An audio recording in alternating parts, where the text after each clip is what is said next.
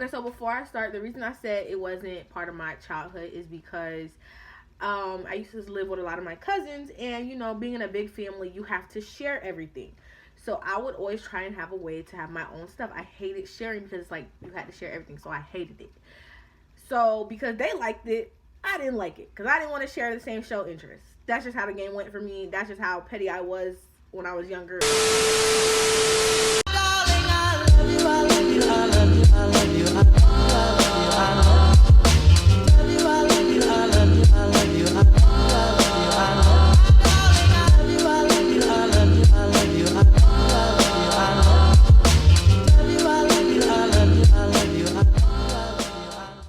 Hey y'all, welcome back to my channel. If you are a new subscriber, let me know down in the comment section below how you found my channel. If you're a returning subscriber, thank you for tuning back in and supporting the girl. I really appreciate it. As y'all could tell by the title of this video, we're going to be talking about why Avatar The Last Airbender is top tier animation show, whatever you want to call it, period. They did that. The director, the animation artist, all of them, voice actors and all, they did that. They didn't have to go so hard, but they created our childhood. Well, everybody else's, because I didn't really watch it, but I watched it now. So let's get into it. Let me stop goofing around. Let's get into it. I have my list. And the first thing I said is, even though this is a kid show, the comedy is exquisite. Their brains, the brains of the directors, the producers, the script writers, and the actors' timing, comedic timing, because if you don't time it correctly, it falls flat. The punchline just doesn't hit. But they knew how to do it properly. And despite it being like a serious overarching tone of like what the show is about, and trying to defeat the Fire Nation, they still had comedic relief.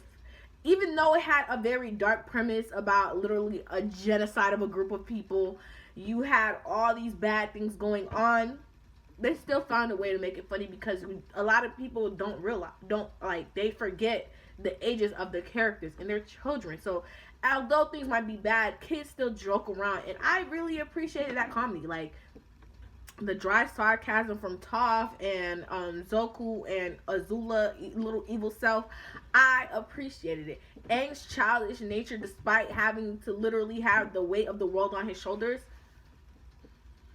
could it get any better? Could it get any better? Especially for a kid show. Wow, kid shows back then were top tier. Now, but yeah, literally comedy gold. Like comedic gold. Let me move on. What makes the show next for me that's top tier is the character dynamics. And I feel like a lot of times when people are making shows, the character dynamics sometimes are awkward within the first couple episodes, but from episode 1, scene 1, from the very first minute you see these characters on screen, you automatically pick up how their relationships work. You know what I mean? Like, you see how they work and they care for each other. And yeah, I'm about to get more into the character dynamics when I talk about certain plot points that I really enjoyed and others that were, I don't think there were any plot points I didn't enjoy. Avatar The Last Airbender is just that show. Like, I'm mad at my younger self for not taking it serious. I'm really mad at my younger self for not taking it serious. Okay, next thing with the character dynamics is I loved Aang and Katara's relationship. Like, a lot of people I see online are complaining how, no, she never saw him in a romantic way, and it was never like that. And I'm just kind of like, where did you get that from? Because you guys also have to realize, of course, they're not going to verbally say their feelings all the time, because you guys, they're 12 and 14, they're children, / teenagers. Kids aren't outright saying how they feel when they like someone. It's the body language. It's how they interact when doing certain things. Like, y'all might view it as Katara seeing him as a brother, but that's not true, because the way she treated what's his face, My brain fart. Okay. How she treated Sokka versus how she treated Aang were two different things. It was two different dynamics. They didn't act the same. And from episode 1, you could see that Aang liked Katara, and he wasn't shy about it. And everyone tried to be like, "Oh, it was one-sided." It really wasn't. Because if you watch Katara's body language and you watch like when Aang had first woke up after getting struck by Azula, and his hair had grown back, and they infiltrated the Fire Nation basically, and he was going to school, and he threw that party for the children to give them hope or whatever. He was dancing, right? And you see Katara in the background literally looking at him, like admiring him. You don't look at your brother like that. Because she certainly wasn't looking at Sokka like that. I don't know who's looking at their brother like that. But the character dynamics didn't always have to be verbal, especially because they were kids. And kids oftentimes don't know how to express their feelings all the way well. You know what I'm saying? Like, no kid is going to walk up to you and be like, "Yeah, I like you." Especially, it was a very confusing time. Her mother, she's still dealing with the death of her mother, no matter how long ago it was. She never really had closure. Her father's off at war. Her and her brother are now with this boy that they barely know, so she doesn't know if her feelings are true or not, or if she's projecting. She left her grandma home. So it's just a lot of things going on. So of course she's not going to verbally be like, "Oh, yes, yes." But like, even in the caves when they were in Ba Sing Se, and they were like, when the lights came back on with the crystals lighting up, and they were holding hands and stuff like that. It's the little stuff you have to pay attention to. And I was paying attention. If you weren't, go back and rewatch. Okay? Alright. So, for me, when I was watching the show, I had two favorite characters. Toph, because she's that girl. Period. Y'all wasn't touching her. Like I said. And my second favorite character was Zoku. And at first, I couldn't decide who I liked between the two more. But I ended up ultimately going with Zoku simply because of his character arc and the overall character development that he went through. So first I'm going to talk about Toph, and then I'm going to go into Zoku. Okay, so with Toph, the reason I like her so much is because I see myself in her. Like, she reminds me of myself. The dry humor, the sarcasticness, being very blunt to people and not really caring. Like, you're like, okay, whatever. Like, Toph is who I wanted to be growing up, and she is who I am in my adult life.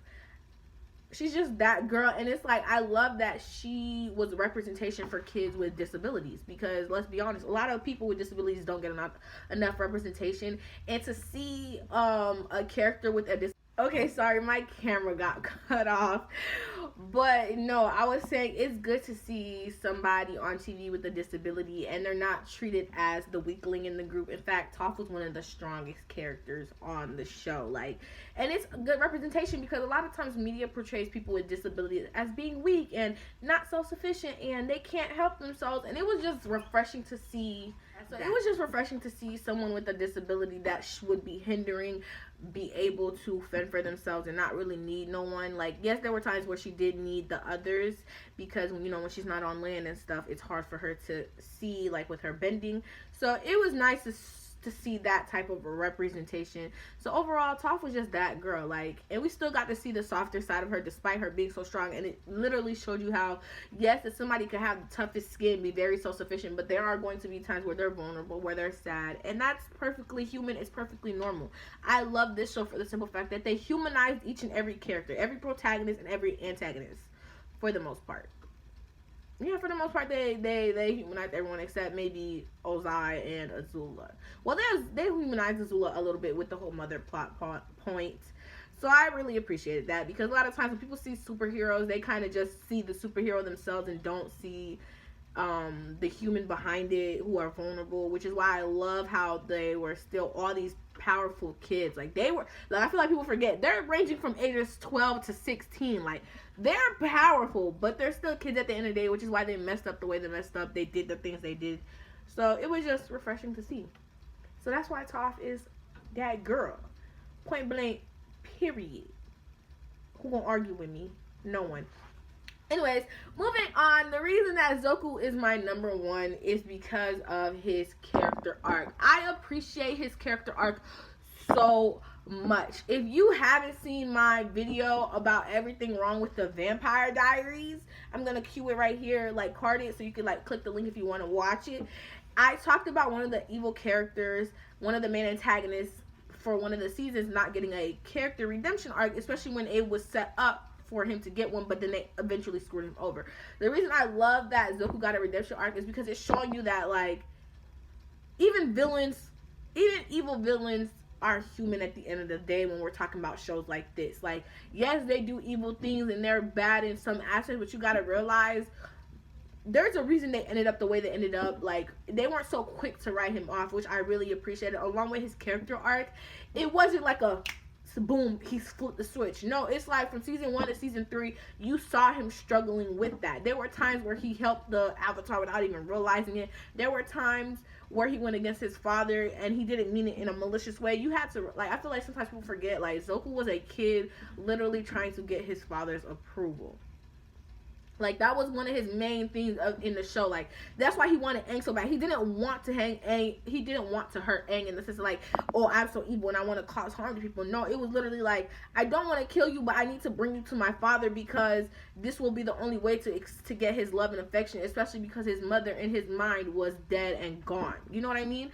So that was just his way of trying to reach his father, which is like why I loved it too. And then even then you see his character start to develop when he's like banished from his ship. His hair is growing out at that point, and him and his uncle are refugees going from city to city, town to town.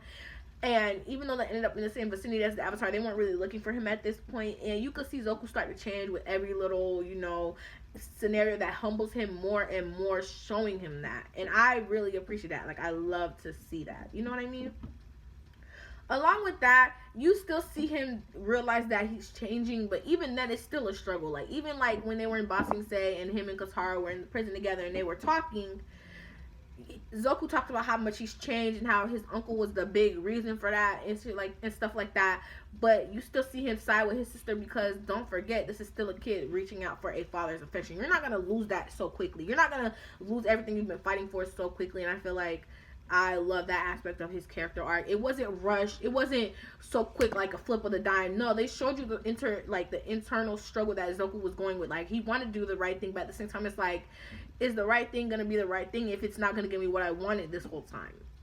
So I really enjoyed that about his character, which is probably why he's my favorite. Along with his dry humor, like Toph, like that junk is just funny. Like, I love it. And I loved him and Mai together. It showed a softer side of him. Like, despite him always like moved flippy all the time, he was really sweet to her. And a lot of people don't like them together. And the people who, like, I realize people who don't like them together are the people who ship him and Katara, which I don't like. The reason I don't want him and Katara to be together is because despite him changing and being better, you still have to realize the amount of trauma that Katara went through because of this boy's nation, and that he didn't really go against until like the very end of the show. Like, a lot of people are like, but yeah, he changed it up, but I'm like, yeah, he still was condoning the behavior up until the point of him changing. And just because you forgive somebody in the sense of like you don't resent them or hate them, that doesn't mean y'all should date. And then a lot of people like to be like, well, they both can relate to their mother being dead. Well, Aang didn't have parents either, so he could relate to that. So I didn't really like that. And a lot of people like to scrutinize everything Aang did to try and turn him into this, like, twisted his character into this selfish person that was trying to control Katara. Like, I don't like that. If you have to demonize a character in order for your ship to work, your ship is not strong enough. Point blank, period. Like, she was gonna really get with somebody who was the reason her mother is dead. Not him per se, but people who look like him, people who have his power, his father, his grandfather who initiated this war. It just doesn't work like that. Okay, moving on. My favorite relationship in the show was Zoku and his uncle Iroh. Plain blank, period. Like, Iroh was literally the epitome of a father figure for Zuko, and I loved it. Even when Zuko would turn bad, yell, even when he flipped on him, Iroh still had faith in him. He still wanted to see him do better, progress, and just honestly win in life. Like, despite every bad thing Zuko did, Iroh showed him unconditional love. Through every trauma Zuko went through, he still got to learn what unconditional love was, and I just enjoyed that because it shows you no matter how much you go through, you're still worthy of unconditional love. You still need that type of love in your life, and if anyone tells you different, they're wrong. Point blank, period. I know I'm going very in-depth on a kid's show, but that is just how well the show was written, how much people can interpret it from the show. Point blank, period. I just really enjoyed the show. It was a really good show. Like, I'm mad that my younger self did not get into it sooner. Like, I really enjoyed the show. Like, I'm sitting here like, I turned my phone off. I was watching straight Avatar, not paying attention to no one. Like, the show was so good. And also, one more thing that made me really love Zuko's character is that in his character, you see that despite all the abuse he went through, he turned it into something better. His sister, when they were younger in the flashback, said he would never be good with the knife. He learned how to dual sword fight. His father and sister learned how to shoot lightning. Instead of learning how to shoot lightning, he learned how to direct it. And that is literally the epitome of his character. Everything they told him he couldn't do, he proved them wrong. Despite wanting their love and affection, he still proves to them that I'm going to be resilient regardless of what you tell me, whatever you put me through. And that goes to say for a lot of abuse victims. Despite what everyone puts you through, you are resilient. You are going to make it. I'm getting a little deep here. Sorry, you guys. Okay, another reason I really liked the show was the overall plot. Do you know how good a plot has to be to last you 3 seasons and not get boring? And they still showed you the growth of Aang from master and not from straight airbending to learning all the other elements. I loved how each season was a new book, from water, earth to fire. It was really nice to see. Along with the color palette of the show, it was done very well with the Earth Nation having very monotone colors. Even when they were traveling, everything was very monotone, earthy, brown, beige, those type of colors. Even green to show you like plants and stuff. It was just something nice to see, while the Water Nation was more cooler tones with like the blues and the purples.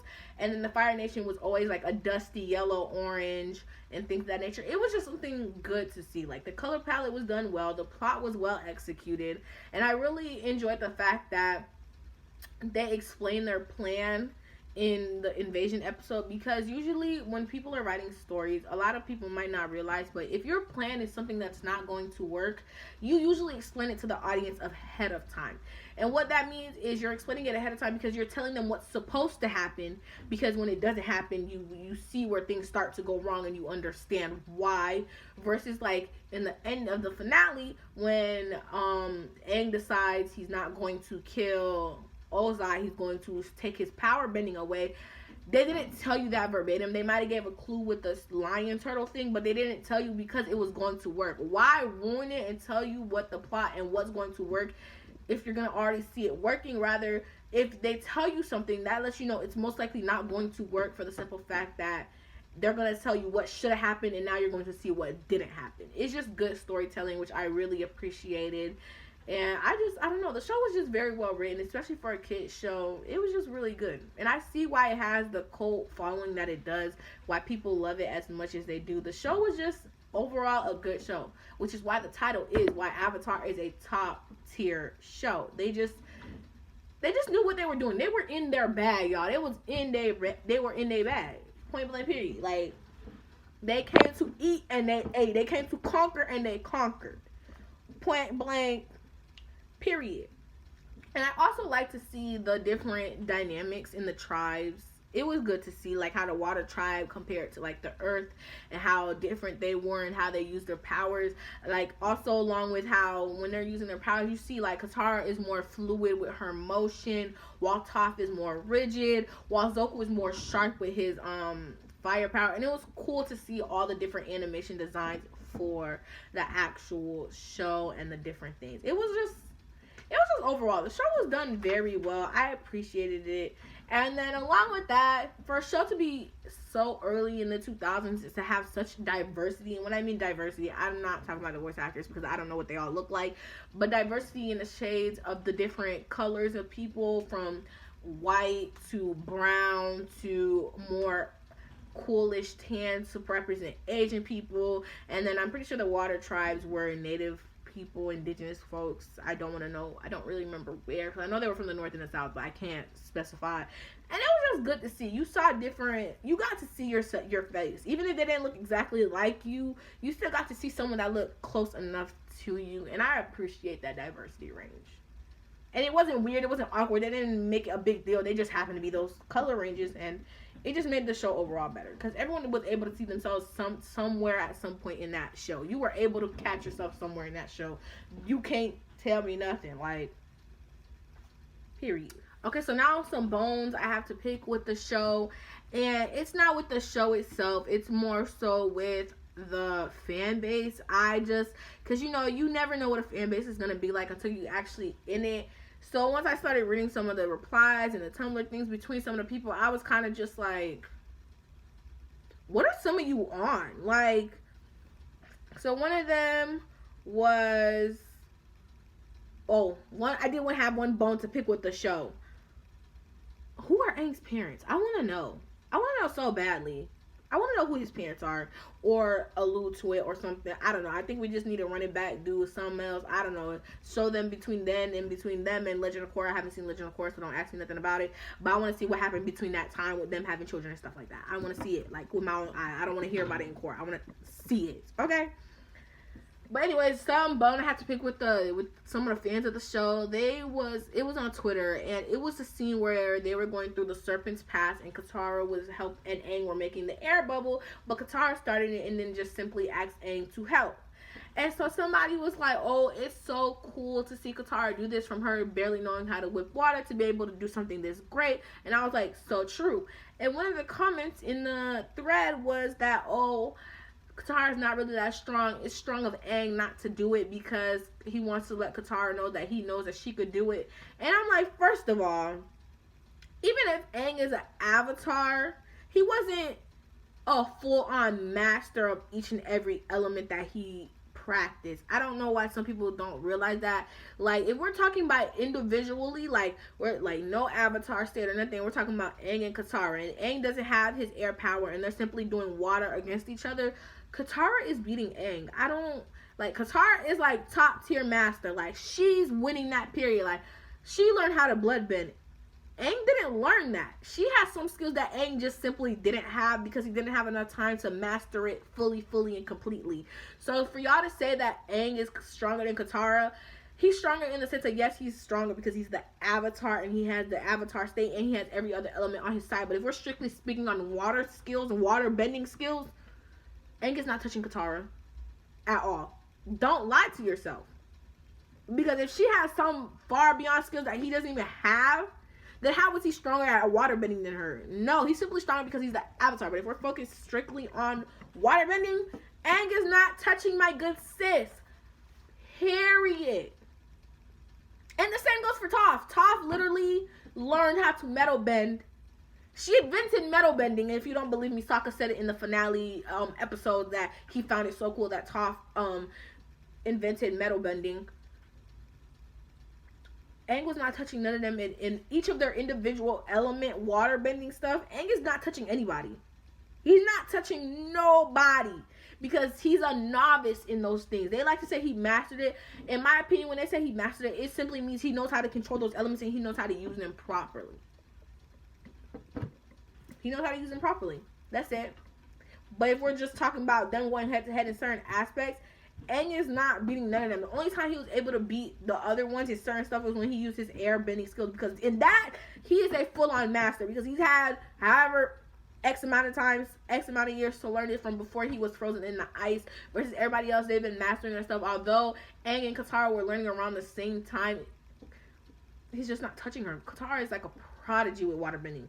Toph is a prodigy with metal bending. Katara can blood bend. Aang couldn't do neither of those things, so he wasn't touching them. Like, he's stronger in the sense of because he's the avatar, but if we're talking about individual elements and individual bending, Aang is not touching them. I'm sorry. It just is what it is. Don't lie to yourself. Don't kid yourself. It's not cute. It's not it. Like, I said what I said. I said what I said. Point blank, period. Period.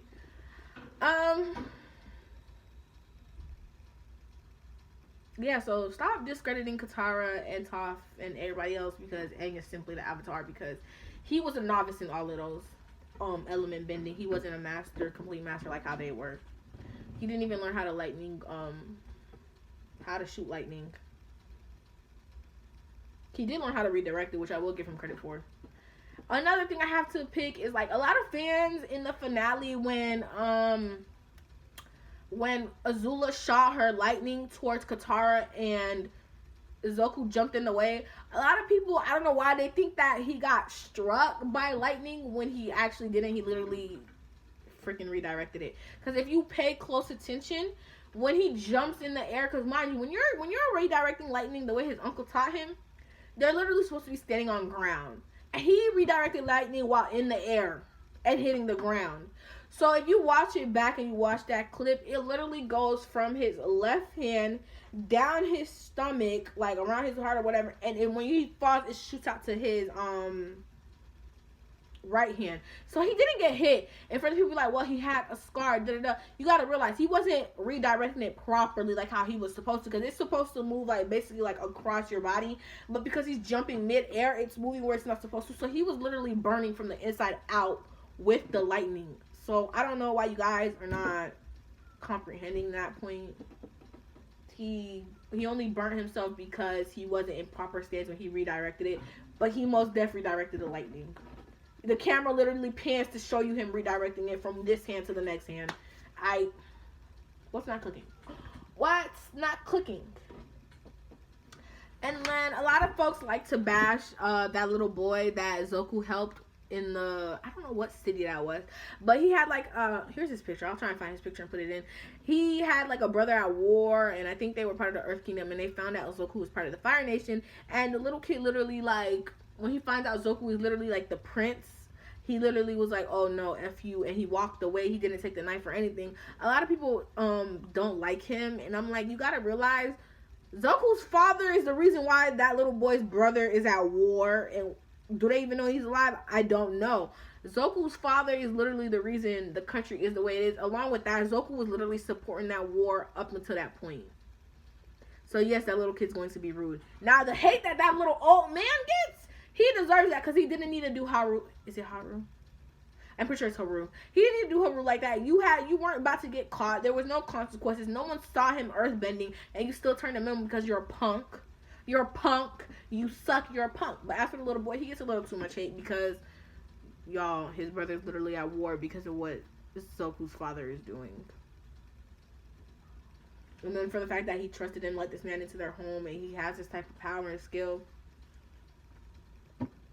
Another question. What happened to Jet? Is he dead? Not dead? What's going on? Because they just showed us him lying on the ground, and then the people leaving, and we never saw those three characters again.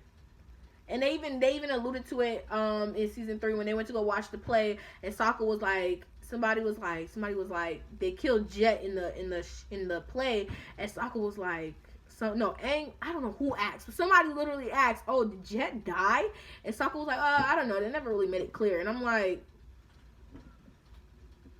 so which is it? Which is it? Which is it? Because my mind cannot. I cannot. So yeah, that's that. What else do I have to say? Not much. I didn't really have much to pick with the characters. Like, I love the show. Nothing really bothered me much. Besides the fans. The fans can be a little... Oh, I will say, I do wish that now that Avatar is on Netflix, and I heard rumors about them making a live action show. I hope they do. But I hope it gets as much publicity and as much traction that Harry Potter got, because I watched Harry Potter, but I didn't really care for the different houses. But now if you ask me what nation I'm a part of, I'm choosing Water Nation. Avatar is not a choice, so choose what nation you would be down in the comment section below. Avatar is not a choice. I do choose water bending because I'm going to become a master like Katara, and once I can blood bend, why am I fighting you? Bitch, I'm just gonna control your body, tie you up while I'm controlling your body, and leave it at that. Literally, like, and Avatar is not a choice. So if you choose Avatar, I'm gonna look at you like, that's not a choice, that's not a nation. Anybody in a nation could be it, but that's not a nation within itself. So I'm thinking about watching Legend of Korra. Y'all let me know if I should watch it. A lot of people say it's mid, it's like, I shouldn't waste my time. And apparently she severed her connection to the avatars because of something. And I'm like, so what's the point of me watching it? If there's no connection to the OG show, what's the point? I have one last bone to pick. You producers, or whoever was in charge of the show, directors, producers, whatever, the fact that I learned that you guys chose to make the Avatar movie instead of a 4th season, y'all disgust me. Because a lot of the movie, a lot of people don't consider that part of the franchise, and I don't. A lot of people were saying how the movie was bad or whatever, and I'm like, I feel like people get a little skeptical when something's made into a live action, so I was like, I'll watch for myself because it is on Netflix. I could not get through the first 20 minutes. And before people say, oh, you're following the crowd, no, the reason I could not get through it is because the characters are not acting themselves. They made Sokka so serious, like, the facial expressions weren't there. Aang and Katara didn't have their, like, first moment. Aang, when he woke up, he was goofy. He wasn't so serious. Like, y'all literally took the basis of what the characters were and just was like, F that. We're going to do what we want to do. No. If you're going to make a live action of a cartoon to retell the story in a shorter version and a more whatever version, still keep the basis of the characters and who they were, because who the characters were is what made the show. They're what made the show. Like, Aang was a goofy kid. Even when he woke up, he didn't know that he was frozen for X amount of time. And Sokka's supposed to be like, yes, he's serious and he cares about his country, but when it's just him and his sister and him and Aang, he's laughing, he's goofing around. The typecasting was horrible. I don't know who casted the movie, but you did a terrible job. A terrible job. There are way too many indigenous looking people for y'all to whitewash a movie. There were plenty of white folks in that show. Y'all did not need to whitewash the main characters. Because I opened it and I see a white child, a white grandmother. Something I peeped that somebody told me is like all the characters who were good were white and all the ones who were bad were brown or darker. Y'all tell me y'all couldn't find an Asian person for Zoku. Like, yes, I know that Indian people are Asian. I'm not an idiot. I know that. But I mean, like, somebody that actually, like, I'm pretty sure Zoku was at least, not Southeast Asian, because they're darker complexion. I was assuming Zoku was from China or Japan, because a lot of people were talking about how it relates to, like, the imperialism within China at the time. Y'all couldn't find somebody that looked like that. Like, shout out to the Indian actor who did get his role in there. I'm proud of you. Make your coin, even if that movie was trash, make your coin. But, like, if you're going to typecast a show or whatever, make it accurate. Make it accurate, because y'all whitewashing all them people, all the water tribes, when they're supposed to be indigenous folks, and you can't tell me otherwise. And to make Aang so serious, Aang was never that serious. He was never that serious. And I get you want to change the movie up a bit so that it doesn't follow the show exactly, because then it's like, okay, I'm just rewatching the same thing, but in real life person. But when the way y'all changed certain things, I just didn't like it. The effects were subpar. Like when Aang got upset when they went to the air temple and he went full Avatar, like the first time like he did in the show, he just stood there. I was like, he should have been higher up. It should have been a wall of wind flowing. It should have been a ball, but it wasn't. I just didn't appreciate it. Apple looks scary AF. Do better. It's like he looked like what the original Sonic looked like. I don't like it. So I'm with everybody else. That movie should never existed. As far as I'm concerned, I'm wiping it from my brain. It don't exist. It don't. Usually I don't listen to what people have to say about live action, because I feel like sometimes people are a little too harsh. But y'all literally whitewashed all the characters that didn't need to be whitewashed. Y'all took away all the basis of what the characters were supposed to be. So that movie, as far as I'm concerned, was somebody's independent student film that accidentally got thought to be a real movie.